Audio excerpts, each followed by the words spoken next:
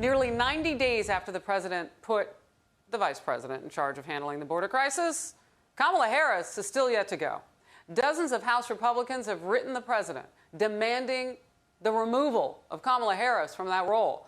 And Democratic Texas Congressman Henry Cuellar, who told the Faulkner Focus last week he asked the vice president to visit, says he's still trying, still waiting.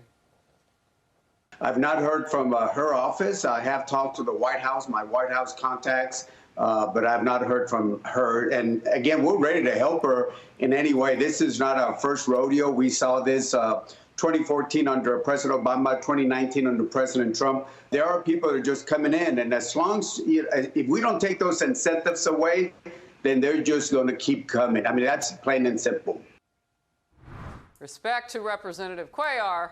But come on, this isn't like it was in 2014. It hasn't looked like this in more than 20 years. Arizona Attorney General Mark Brnovich.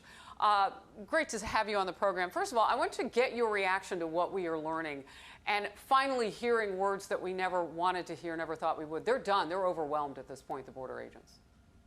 Yeah, it's so disappointing, Harris, because, you know, these folks are trying to protect us, trying to protect the entire country.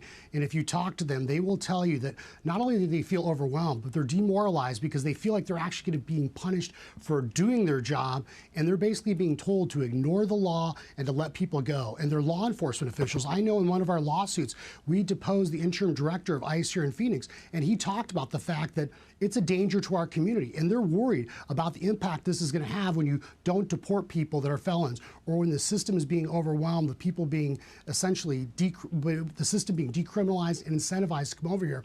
It's demoralizing for all of them, and it's a threat to all of our communities. You know, I just want to lean in just quickly to remind everybody about those lawsuits, because they hear you saying that you're suing, and just quickly catch us up on how that is unfolding.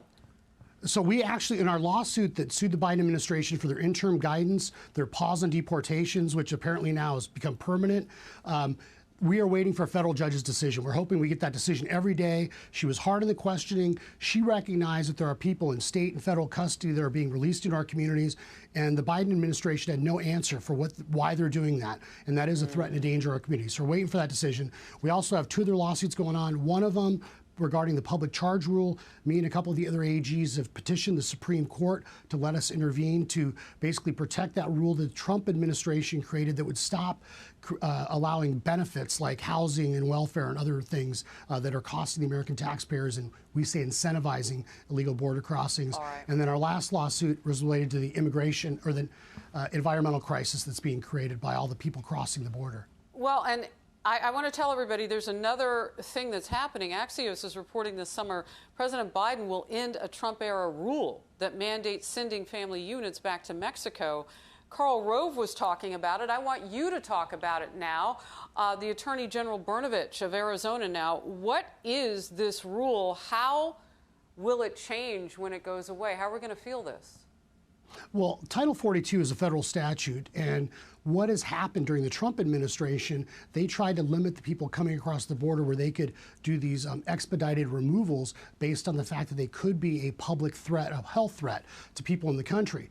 And we have seen this last year with COVID that, you know, we were told as Americans that we can't gather, we have to social distance, we can't work, you know, go to our workplaces.